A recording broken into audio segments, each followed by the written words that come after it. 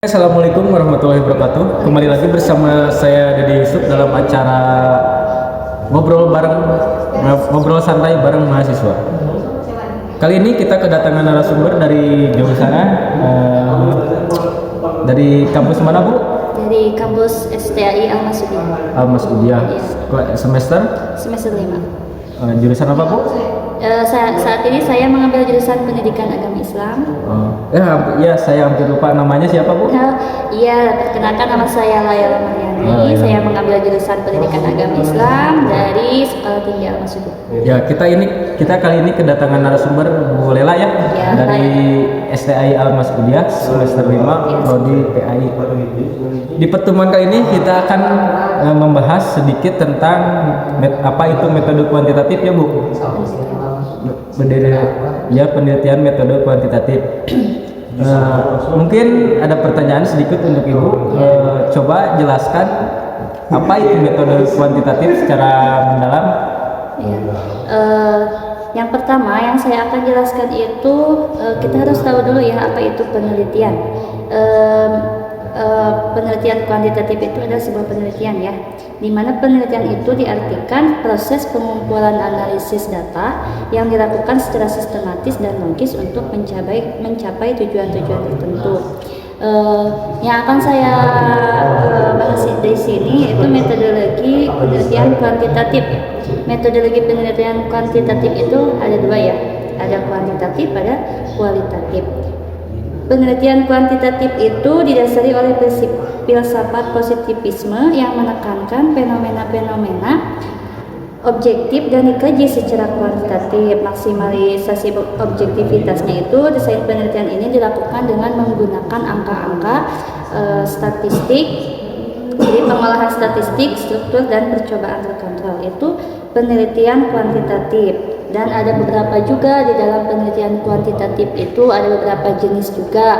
Yang pertama yang saya ketahui itu ada penelitian kuantitatif komparatif, ada juga deskriptif, ada juga survei, yang ada juga korelasional. Yang saya ketahui hanya itu, mungkin ada banyak lagi ya.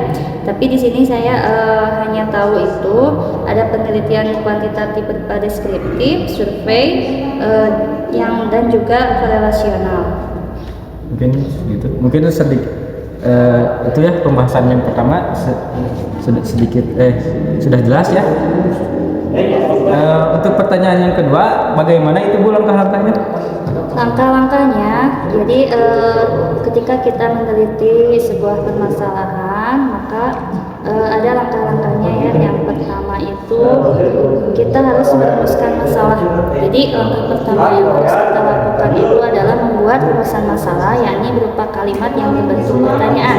Jadi sebelum meneliti itu kita harus mempersiapkan pertanyaan.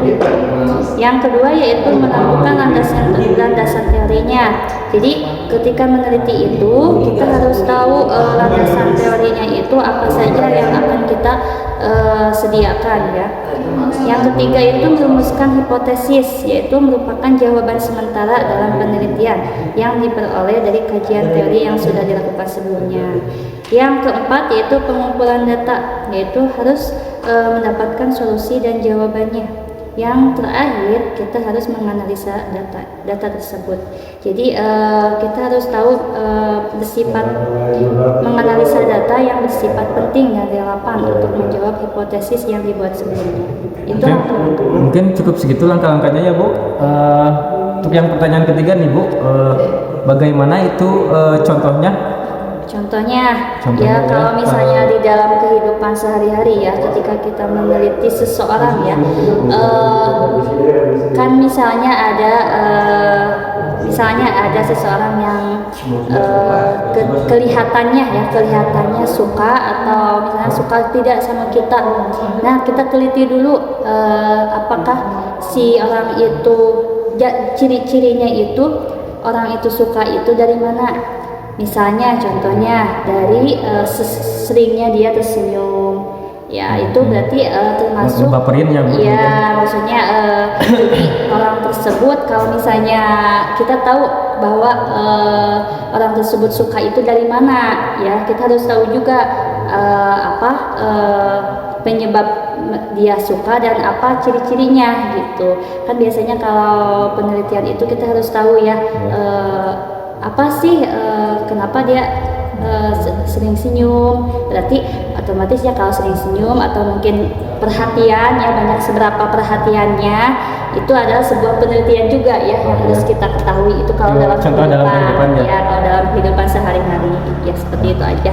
Kalau misalnya di dalam kehidupan ya, kalau misalnya kita meneliti di dalam pendidikan, kalau misalnya memakai penelitian deskriptif itu, kita harus punya pertanyaan seberapa besarkah misalnya kemampuan anak-anak SD. Jadi kita harus persiapkan dulu pertanyaan-pertanyaan tersebut ketika kita meneliti, lalu menganalisanya ya, lalu mengumpulkan datanya, dan yang terakhir kita menyimpulkan dan kita membuat laporannya. Itu aja. Mungkin segitu ya Bu. Iya. Mungkin cukup jelas ya contoh dari Bu Lia ini sangat baper sekali ya.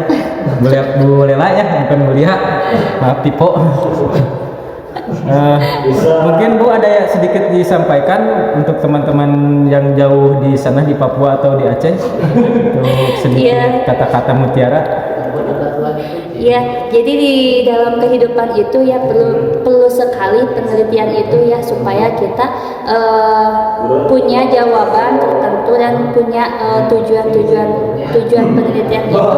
Kita harus tahu ya apa sih tujuan penelitian itu. Berarti kita harus tahu jawabannya ya. Kita harus tahu jawabannya. Berarti di dalam kehidupan ketika kita meneliti pasti ada jawaban gitu.